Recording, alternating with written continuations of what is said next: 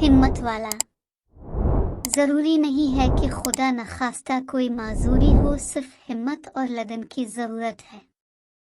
बहुत अरसा हुआ किसी शहर में टॉम्बो नाम का लकड़हारा रहता था। एक दिन टॉम्बो जंगल में लकड़ियां काटने गया तो एक जहरीले सांप ने इसे डस लिया।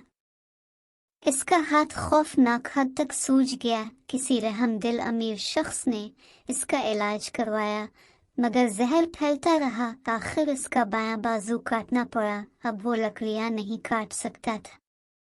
उसने सोचा कहीं मुलाजमत कर लो, मगर फिर सोचा कि एक हाथ कटे शख्स को कौन मुलाजिम रखेगा। आखिर उसने कोई हुनर सीखने का फैसला किया।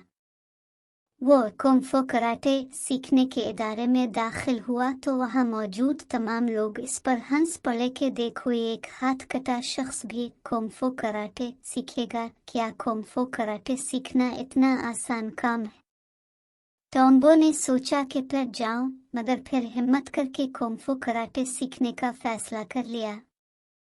कुंग-फू कराटे के उस्ताद ने इसे हर रोज सिर्फ एक दाव सीखने की नसीहत की। उस्ताद ने इसे महज 10-12 दाव सिखाए कि इसी तरह मुखालिफ को पछाड़ा जाए। 10-12 दिनों के बाद उस्ताद ने अपने एक शागिर्द के साथ इसका मुकाबला करवाया। टॉम्बो ने चंद ही सेकंडों में इसे गिरा दिया। उस्ताद के शागिर्दों को शिकस्त देना टॉम्बो का मामूल बन गया, क्योंकि उस्ताद हर रोज किसी शागिर्द और टॉम्बो का मुकाबला करवाता, मगर टॉम्बो जीत जाता।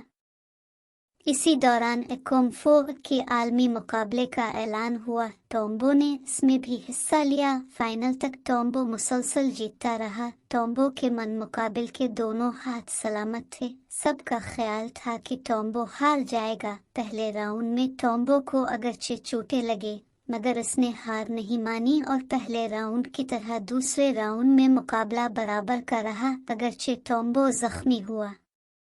तीसरा राउंड शुरू हुए अभी महज 20 सेकंड ही गुजरे होंगे कि टॉम्बो ने मन मुकाबिल को पछाड़ दिया। दूर दूर से आए हुए लोग हैरत में मुब्तला थे कि किस तरह इस एक बाजू वाले ने मुसलसल 5 साल तक फाते रहने वाले को हरा दिया। टॉम्बो को खुद भी यकीन नहीं था, मगर जब रेफरी ने उसकी फतह का ऐलान किया तो वो बहुत खुश हुआ।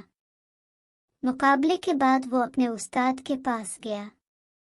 उसने अकीदत से उस्ताद को सलाम किया। उस्ताद ने उसे बताया कि टॉम्बो, मैंने तुम्हें वो दाव सिखाए थे कि जिनका तोड़ सिर्फ इस वक्त हो सकता है जबकि बाएं बाजू पकड़ लिया जाए। टॉम्बो हैरत ज़दा रह गया और अपने उस्ताद का शुक्रिया अदा किया। अब भी सब कुछ हासिल कर सकते हैं। ज़रूरी नहीं है कि खुदा नखास्ता कोई माजूरी हो, सिर्फ हिम्मत और लगन की ज़रूरत है। तो क्या ख्याल है?